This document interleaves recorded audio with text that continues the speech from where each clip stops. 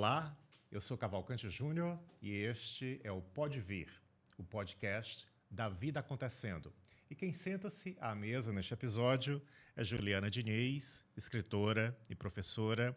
Seja muito bem-vinda ao Pode Vir, uma satisfação enorme te receber neste espaço para conversarmos sobre viagens. Amigo, é uma alegria poder voltar aqui ao seu podcast. A gente já teve a chance de conversar um pouquinho sobre feminismo há alguns episódios. E vamos agora viajar por outros assuntos, não é? Para conversar sobre os trânsitos e as paradas. Eu quero conhecer, então, um pouco desse início das viagens. Aos 15 anos de idade, você começou a estudar línguas estrangeiras nas casas de cultura. Você fez francês, depois fez inglês, depois fez italiano. Esse foi o início da preparação para se tornar uma viajante? As viagens pelas línguas, na verdade, começou até antes, porque eu comecei a estudar inglês ainda criança. E na época que eu comecei a estudar inglês, não era comum você começar a estudar línguas assim, pequenininho. Hoje já é bem mais, mas na época não era. Eu lembro até que minha mãe teve que assinar um termo de responsabilidade caso eu não aprendesse. Então, eu comecei assim muito cedo. Quando eu estava ali naquela fase de pensar na carreira que eu queria seguir, eu coloquei na cabeça que eu queria ser diplomata, queria trabalhar com relações internacionais. E aí, acho que começou nesse momento, inclusive com esse interesse de estudar outras línguas além do inglês. Aí foi quando eu comecei a estudar, ali com uns 15 anos, o francês, estudei o alemão, o italiano, nas casas de cultura. Então, o primeiro interesse foi esse interesse que eu diria até no campo do trabalho, do sonho do trabalho, da ambição do trabalho. E aí depois a vida foi acontecendo e esse mundo foi só se alargando, o que é um grande prazer de descoberta. Isso era um sonho da adolescência. Da adolescência. E aí eu fiz vestibular para RI na UNB e fiz vestibular para Direito aqui na UFC. Eu, quando fiz vestibular ainda, não tinha tido nenhuma experiência assim, de morar longe de casa. Era a primeira filha. Aquilo foi um pouco assustador para mim, a ideia de me deslocar assim, de forma definitiva para uma outra cidade. Acabei ficando aqui no Direito e me apaixonei pelo Direito. O plano de ser diplomata acabou sendo transformado em outros sonhos, mas esse desejo de ter um mundo, né, de ter um mundo largo, grande, ele permaneceu. Então, hoje a gente está conversando com Juliana Diniz. Ela é professora da Faculdade de Direito da Universidade Federal do Ceará e escritora, e o nosso tema são as viagens. E a primeira viagem que marcou, qual foi? Eu acho que a primeira viagem que me marcou assim, muito profundamente foi justamente uma viagem que eu fiz quando eu completei os 15 anos. Eu ganhei de presente dos meus pais uma viagem, que foi uma viagem para a Itália. Eu passei algumas semanas na Itália com uma tia que ainda mora lá. E foi um primeiro choque assim, de diferença cultural. Até então eu tinha feito viagens, mas nenhuma viagem para outro país. E aquela experiência, eu viajei no inverno, então o primeiro choque foi um choque de clima, né? de humor. Um choque térmico. Térmico, e não só porque a temperatura muda, e também mudam os humores. O humor no inverno ele é muito diferente do humor de uma cidade solar como Fortaleza. Então, aquele choque, aquela descoberta de uma cidade muito, muito antiga, com muitos marcos arquitetônicos deslumbrantes, assim, aquilo para mim foi fascinante. Foi a primeira experiência assim, que eu tive de contato com a diferença do ponto de vista de cultura, de civilização, né? E foi muito prazeroso perceber que isso existe com uma pluralidade que é, de certo modo, inesgotável. E quais são as tuas memórias das muitas cidades que você visitou? As memórias das cidades mais fortes e mais marcantes são memórias que têm a ver com pessoas e com relações. Por exemplo, Belém é uma cidade, para mim, que está no meu campo de afetos mais profundos. Eu adoro Belém, adoro viajar para Belém. Quando eu estou em Belém, eu sempre me sinto muito feliz. E eu acho que isso está muito associado não só à cultura paraense, que é uma cultura deslumbrante, é uma cultura que tem uma riqueza muito grande, mas também e principalmente porque isso me foi apresentado através de amizades muito carinhosas, que sempre que eu vou a Belém me acolhem com muita alegria. Então, eu acho que as memórias mais bonitas que a gente guarda dos lugares são memórias que estão construídas a partir de histórias vividas com pessoas importantes para nós.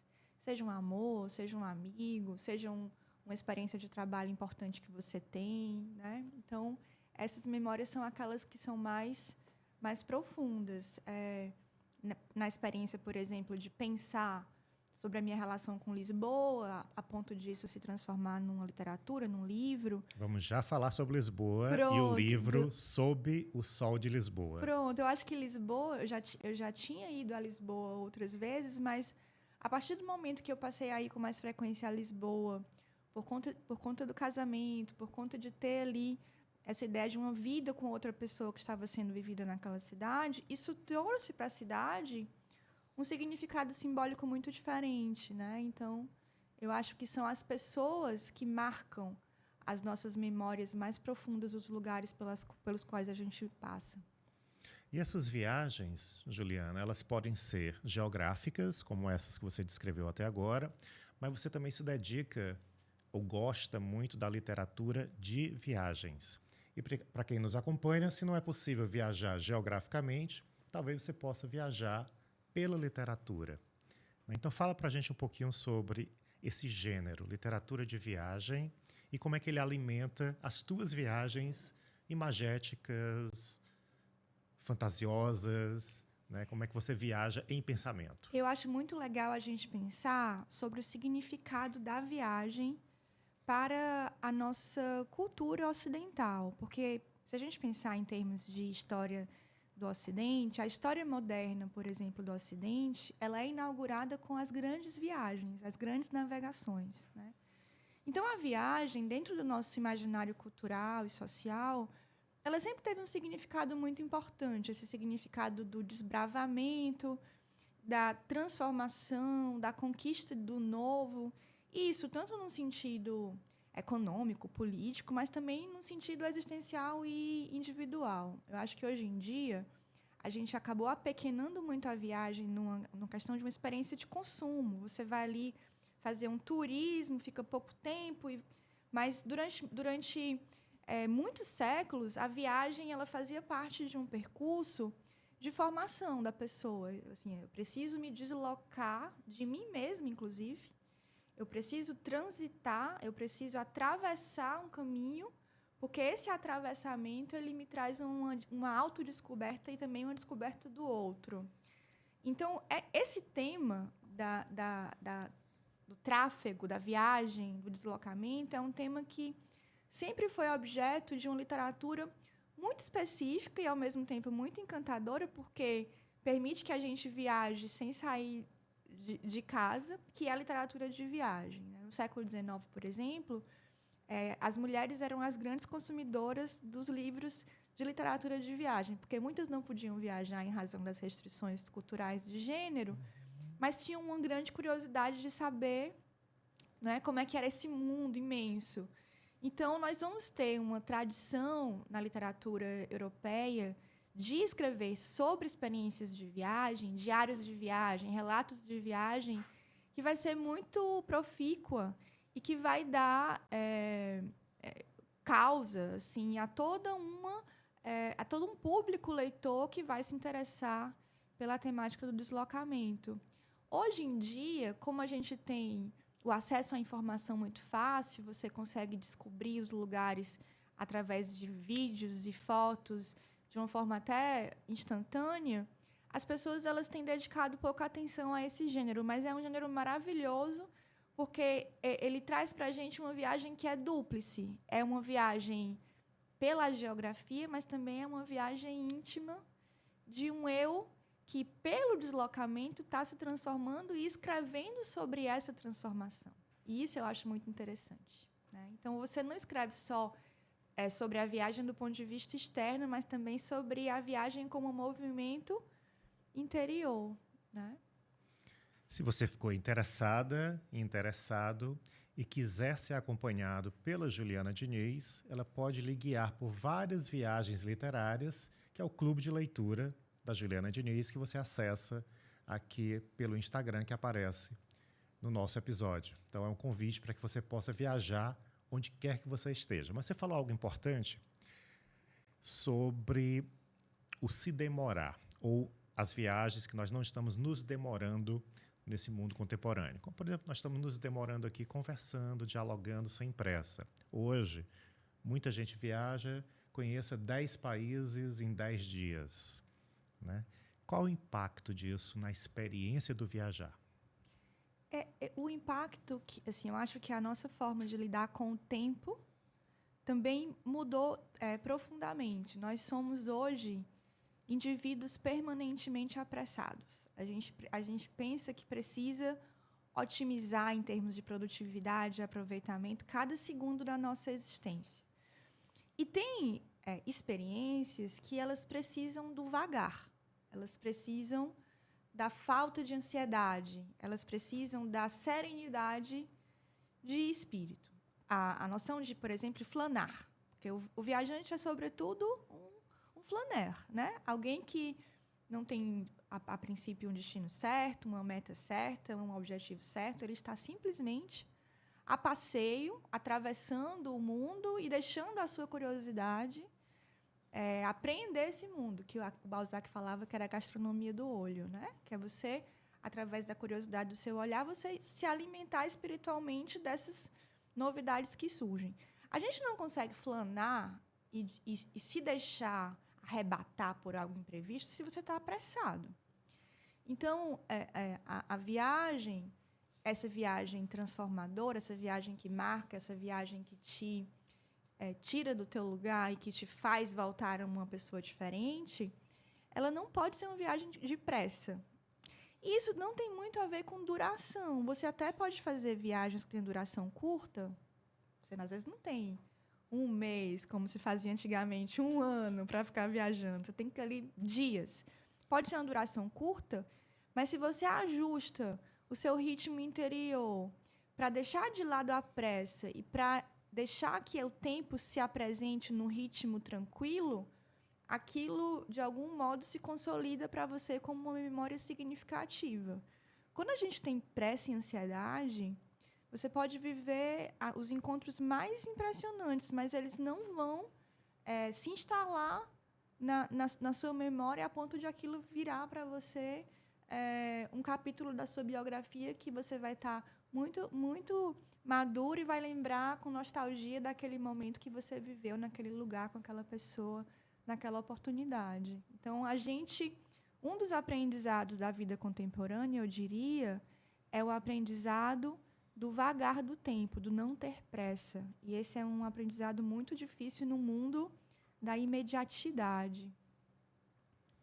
Até a viagem hoje em dia, o deslocamento, você chegar de um lugar para o outro, no passado, e vários escritores contemporâneos de viagem falam sobre isso. É diferente eu ir para um lugar de trem ou de carro, ou seja, o deslocamento ele é mais demorado. Eu estou ali sentindo o meu corpo mudando de geografia, né?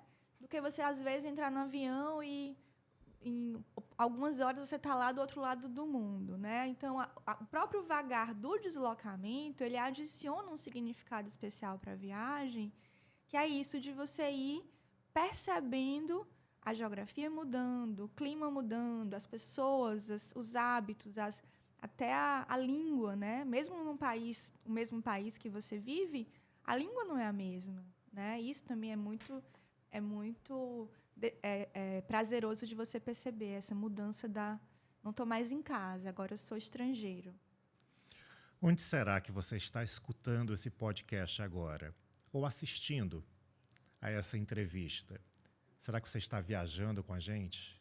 Como é que está sendo essa viagem? Você que optou por se demorar nesses 30 minutos de episódio, entre em contato com essa experiência. Esse é o nosso convite, a nossa proposta. Se demore com a gente no Pode Vir. E, Juliana, a gente vai agora para o intervalo literário, quando a gente pede à convidada que traga sugestões literárias. Eu vejo que você trouxe 2. Quais foram e por quê? Trouxe 2 sugestões que eu considero preciosas. A primeira é acho que o maior clássico brasileiro de literatura de viagem, que, para nossa sorte, acabou de ser reeditado pela editora Tinta da China, em uma edição muito bem cuidada, feita pela Flora Thompson, né? Ela assina, inclusive, um prefácio, é uma edição de luxo, de capa dura, que é o livro escrito pelo Mário de Andrade, um escritor que todos nós conhecemos, chamado O Turista Aprendiz. Então, mostra aqui para gente, para quem está assistindo pelo vídeo, poder apreciar essa beleza de obra que acabou de ser lançada pela Tinta da China. Exato. Ela foi editado pela Flora Thompson DeVoe, que, inclusive, é a tradutora do Mário de Andrade, está traduzindo o Macunaíma para o inglês, para o público americano. E esse é um diário de uma viagem muito inusitada que o Mário de Andrade fez à Amazônia, né? Ele, naquele movimento ali do modernismo, esse grande interesse pela cultura nacional, por aquilo que era a brasilidade, havia esse fascínio com a região amazônica, no começo ali do século XX, né? E ele recebeu um convite para fazer uma expedição exploratória à Amazônia. Supostamente deveriam ser vários intelectuais nessa expedição, seriam 3 meses de expedição. E acabou que se revelou uma grande frustração, porque no dia do embarque só viajou com ele uma senhora com 2 filhas. Todos os intelectuais desistiram e ele, não podendo mais desistir, já estando de mala e cuia literalmente embarcado, ele acabou indo. É uma viagem longa pelo rio Amazonas, que vai até o Peru, para vocês terem uma ideia. E ele escreveu sobre essa viagem. Ele é um viajante que vive um movimento muito bivalente, porque, ao mesmo tempo que ele se arrepende muito daquela viagem, que é uma viagem difícil, desconfortável, né? Mas, ao mesmo tempo, ele é um grande curioso e um grande deslumbrado, e no Turista Aprendiz a gente vai viajar com ele através do rio Amazonas, pela região amazônica, e nas primeiras décadas dos anos 30, num texto que é delicioso, que é extremamente divertido, né?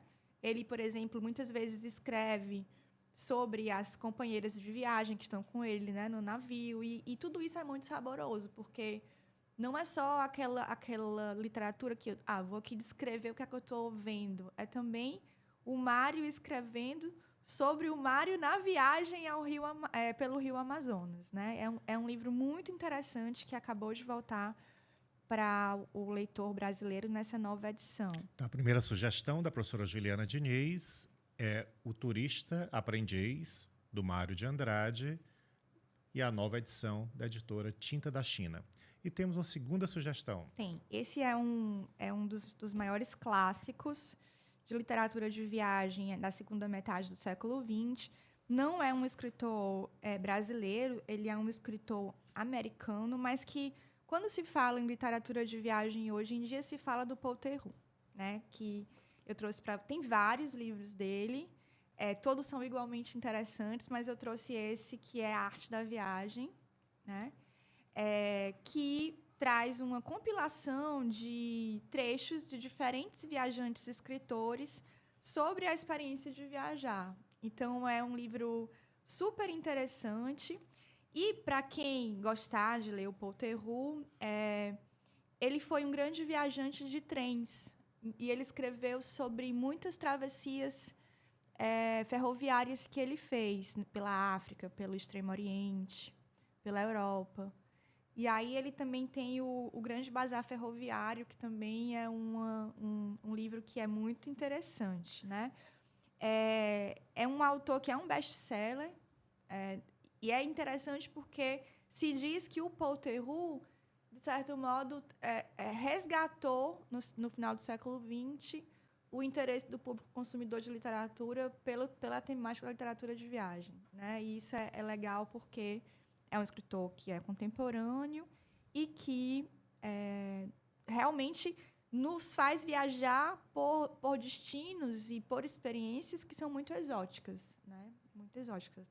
Imagine você viajar de trem pelas profundezas do continente africano ou pelas florestas ali tropicais da região ali da Tailândia. Então, é, de fato, um tipo de leitura que eu particularmente adoro.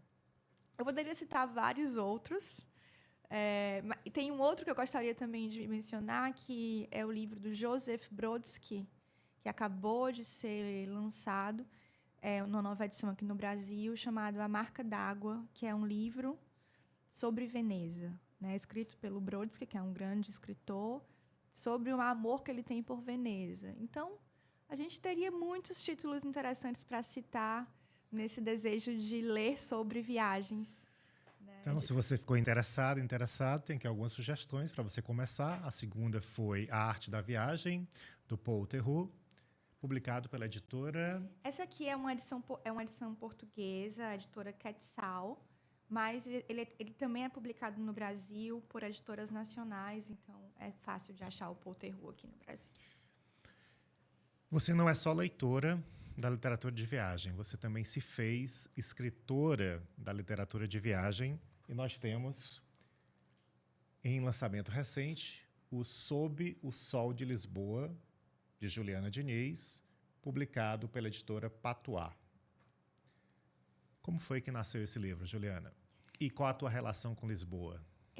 Esse livro, eu considero ele um livro tão inusitado, porque o meu último livro de literatura foi publicado em 2018, e eu vivi esse intervalo de silêncio literário porque não havia nenhum projeto que tivesse mobilizado meu interesse, e nunca me passou pela cabeça que o livro que eu iria publicar depois de escrever o romance Memória dos Ossos seria um livro de viagem.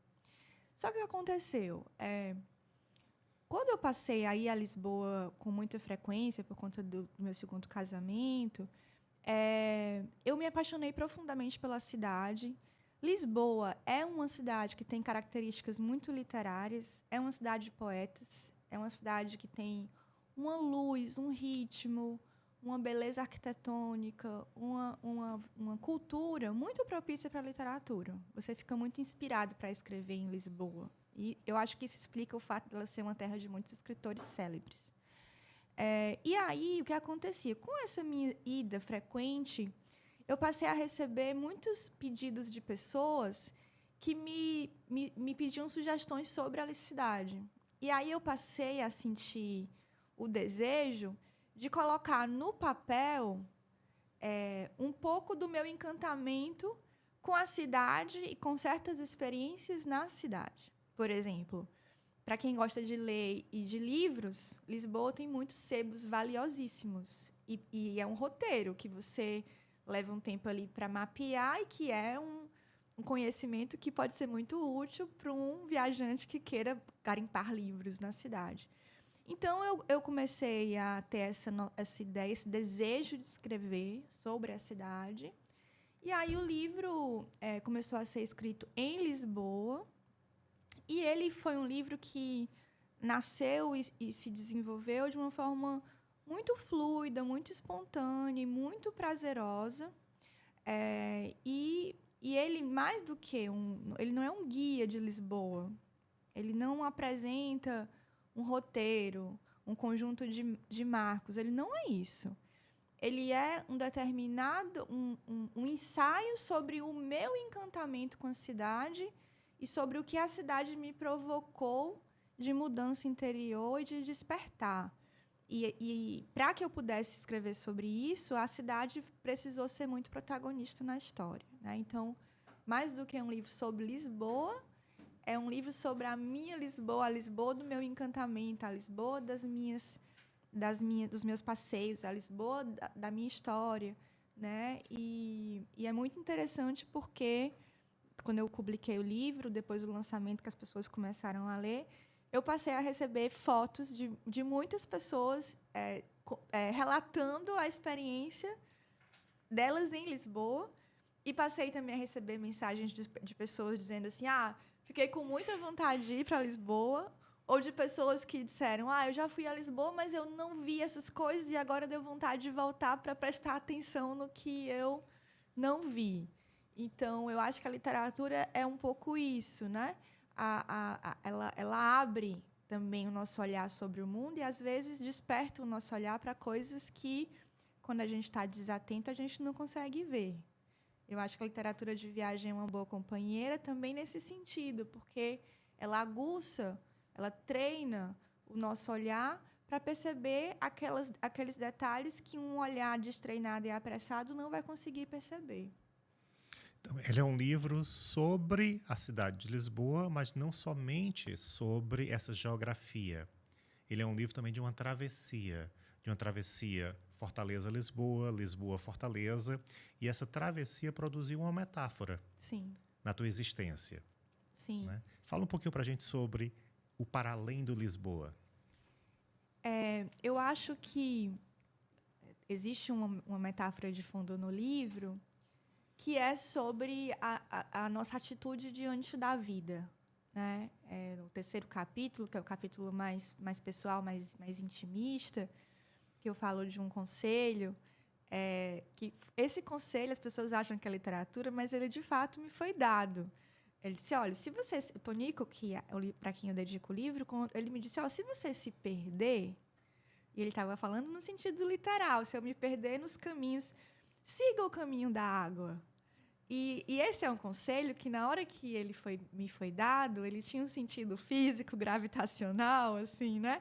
Mas na hora que ele me foi dado, me despertou um insight literário muito forte. Eu disse, poxa, seguir o caminho da água é algo que abre a porta para muitos sentidos possíveis, né? Você também deixar o seu corpo, o seu espírito ser levado pelo fluxo da vida. Você vai chegar onde você precisa chegar e, às vezes, você tem que também se permitir levar, né? Isso nem sempre é fácil. A gente, às vezes, quer ter o controle sobre tudo, quer planejar tudo, e a vida prega muitas peças, né? Então, para além da temática propriamente da cidade, da viagem, o livro também trata dessa temática da transformação pessoal, né? da autodescoberta, de como você se permitir lidar com o diferente, com o imprevisto, com o inesperado, é algo que enriquece a gente, né? Então, eu acho que isso também está aí como pano de fundo desse livro, que acaba sendo muito mais, eu acho, uma reflexão existencial do que propriamente um livro sobre uma cidade. Eu acho que a cidade inspira isso, ela proporciona isso, mas o movimento é, sobretudo, interior. Foi essa a impressão que eu tive como leitor do teu livro, Sob o Sol de Lisboa, da Juliana Diniz. E esse caçar jeito liberdade através da água nos remete ao nosso querido Manuel de Barros, né? Então, seguir o fluxo da água significa seguir um fluxo de liberdade, né? Pelo mundo, pela existência, nos nossos cotidianos. E também tem uma coisa bonita, que eu acho que isso... Em Lisboa, você aprende muito isso, porque você se perde muito em Lisboa. Porque a cidade tem uma topografia e um traçado urbano que, para a gente, por exemplo, do Ceará, é muito confuso, porque é uma cidade que tem muitas ladeiras, é uma cidade... Em Fortaleza, o nosso traçado é um tabuleiro de xadrez, então é uma cidade de esquinas, de linhas retas. E Lisboa não é uma cidade de curvas, de ladeiras, você, às vezes, não tem a menor ideia de onde é que você está. E isso, às vezes, é muito legal, porque você se perder faz com que você descubra vizinhanças e marcos e pessoas e lugares que são muito interessantes. Então, às vezes, também você ficar relaxado e se deixar perder pode ser uma grande descoberta assim, do que é imprevisto, né? Eu acho que isso também tem a ver com essa metáfora de siga o caminho da água. A água lhe leva para algum lugar. A sugestão serve para você também, que está nos assistindo ou nos escutando. Juliana, a nossa viagem episódio está chegando ao final. E eu queria saber uma cidade que não foi visitada, mas que é um desejo grande que você carrega com você. É um lugar que eu tenho muito desejo de conhecer e que não é fácil, porque é muito longe, mas que assim, eu tenho muitos sonhos com essa cidade, é Kyoto, no Japão. Eu tenho muita vontade de conhecer o Japão. Não é exatamente um lugar fácil de você conhecer, porque é muito longe, é uma viagem difícil. Mas no Japão eu tenho muita vontade de conhecer Kyoto. E eu acho que quem me fez ter vontade de conhecer Kyoto foi um escritor japonês chamado Yasunari Kawabata. É um escritor que é amplamente publicado aqui no Brasil, é fácil de ser lido. E ele tem um livro chamado Kyoto, é uma história, é um romance, mas que se passa nessa Kyoto muito tradicional, a Kyoto artística, né? E eu tenho muita vontade de conhecer esse lugar e conhecer de uma forma profunda, não conhecer de passagem, ou seja, passar alguns dias para ter essa percepção do tempo, do ritmo, da luz, né? Isso é um desejo, não sei se eu vou conseguir realizar em vida, mas que é meu desejo de viagem mais exótico, eu diria, é conhecer Kyoto. Faço votos de que esse desejo se realize em vida. Tomara que ainda tenha muito tempo para realizar. Muito obrigado, Juliana Diniz, professora e escritora, por mais uma vez estar aqui com a gente no Pode Vir, o podcast da Vida Acontecendo. Prazer foi todo meu, é uma alegria conversar com você, aqui com seus ouvintes. Espero vir outras vezes com outros temas. Com certeza. E você acompanhou mais um episódio do Pode Vir? 2 vezes por mês, nós estamos aqui conversando sobre arte, cultura, literatura e saberes diversos. E queremos saber a tua opinião. Escreve pra gente no @podevir o podcast.